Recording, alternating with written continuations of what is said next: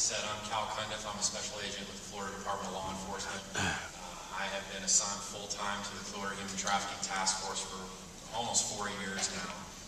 I've been in law enforcement 15 plus years.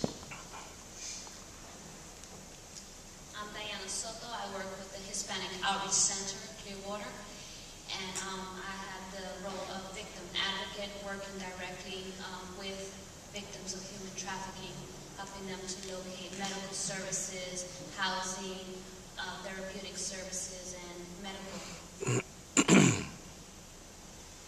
I'm Detective James McBride, Clearwater Police Department Intelligence Unit. I'm one of the lead detectives with Cal on the Clearwater Area Human Trafficking Task Force. We've worked together for 4 years on this task force, and our job is to liaison with the community, the non-governmental organizations that assist us with our victims, faith-based organizations, and to coordinate law enforcement investigations. Good morning, I'm Robin Gomez of the City of Clearwater. I'm actually the auditor, but what's more relevant to the discussion today is I serve as the liaison to our Hispanic Latino community and have been providing a lot of this information, a lot of what the NGOs and a lot of what the task force, their work out to our Hispanic Latino community, since it is a rapidly growing community and has had some involvement with this entire issue. Good morning, my name is Mary Anion. I'm with St. Petersburg College's All-State Center on South 34th Street. And with the Center for Public Safety Innovation, we created and maintained the college's Center for Human Trafficking Awareness website. And we also provide training opportunities to learn about human trafficking. Thank you. Thank you for that. Now, what I'd like to do here is sort of break the ice. And I'm going to ask one of the panel. Anyone can jump in and sort of answer this question.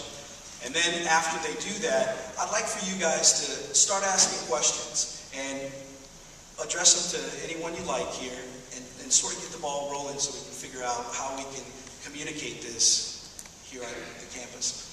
First off, I'd like to say to whoever wants to jump in, how does that pertain? Why is that important for the audience? Why is human trafficking something that the average person needs to be concerned with?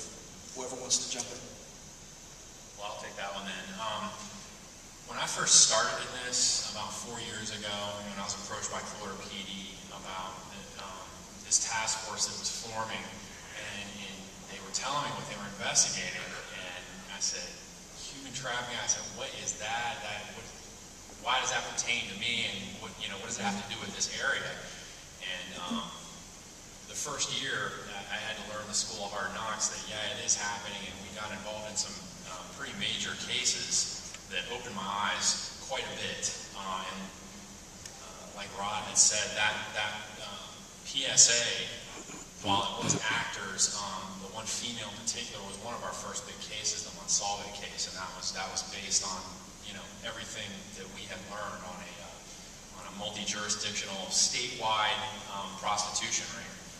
So something else that's important too, I think, that what we found out is you would think, from looking at these things that, this thing is only going to be happening in, farms and labor camps and everything like that. Well, I'm here to tell you that's just not the case. We're finding, and I can explain it in further detail, safe houses and flop houses where they're keeping these victims in neighborhoods that you and I live in. So that's something also that's pretty important. Some of the neighborhoods we've seen these things go on. The brothels is nice neighborhoods, middle, upper socioeconomic areas. So it's something that if you didn't know it was there before, I'll guarantee you it's close by.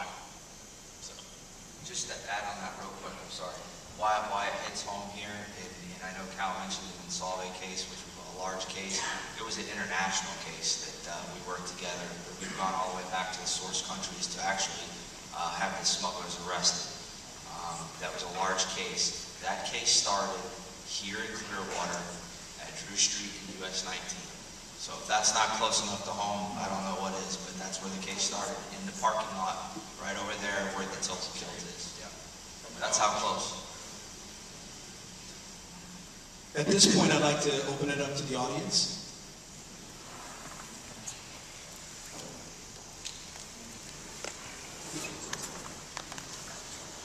first, one of the things that our panelists didn't mention was that our law enforcement people are also graduates of St. Petersburg College. I just want to point that out for those of you who might be very proud of you. But the question I had was related to this issue of jurisdiction. And we were told that after the events of 9/11 that one of the challenges that law enforcement faced was the problem of jurisdiction and who was in charge of what, and how to communicate, and what information to share. Is that a problem that you face? And if it is there legislation? And maybe a second question, if that isn't, then is there legislation that should be enacted, or you believe should be enacted, to help deal with this problem from a law enforcement perspective? It has not been a problem for us. And like I said, there's a lot of task forces across the nation, and everybody does things their own way. But with us, it hasn't been. For one, James and I are both cross-sworn as federal marshals, so we go anywhere. And in case we have, James has gone out of the country to Canada. I've been on a case out in Los Angeles.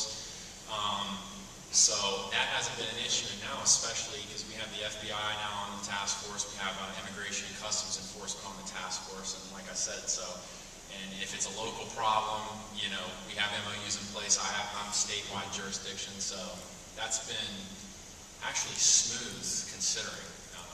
But I've heard different stories with other task forces. Here, no.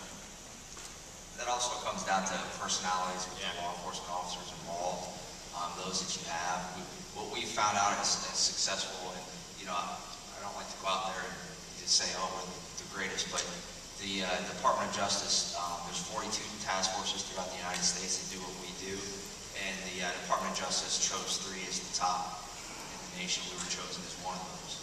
And basically they gave us more money to come up with the training through St. Pete College, a training curriculum with All-State Center, St. Pete College, all that. And basically they've been sending the other task forces here to Clearwater for us to train them one-on-one for a week at a time. So we'll have the AUSA that's assigned to that task force, which is the Assistant U.S. Attorney. We'll have the law enforcement officers. We'll have the commander for that task force. We'll have their NGOs. They all come here to Clearwater. We show them what we do, how we operate, and we give them, the law enforcement officers, a head start on how to do these type of investigations. We've done about 5 or 6 of those, and we have 2 more immersions coming up before the end of August. So not only are we tasked with doing our own things, but we're also tasked with training and bringing people up to speed on how we operate. Because the government feels that we've done such a good job with our operation and how we put things together.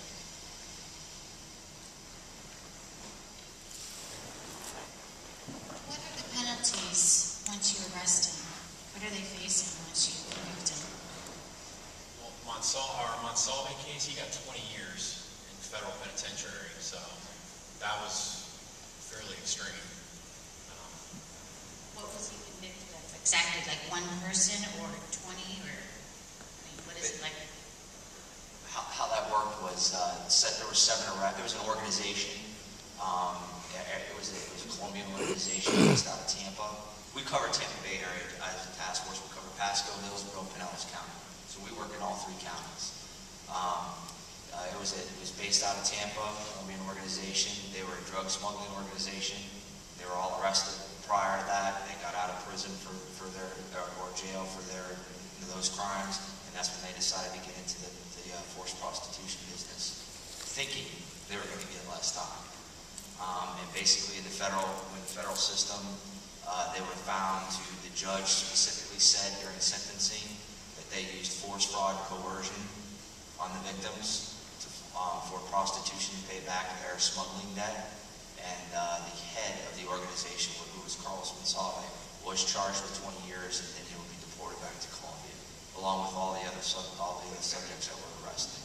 The other one's got 5 to 10, depending on how they either pled out. It's been slow. Prosecution has been a little slow, but I think that has to do with more training and awareness than anything else.